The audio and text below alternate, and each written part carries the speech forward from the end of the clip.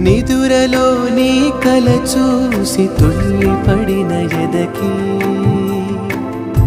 ఏ క్షణం ఎదురవుతావో జోల పాటవై ఆకలని అడగక ముందే నోటి ముద్ద నువ్వై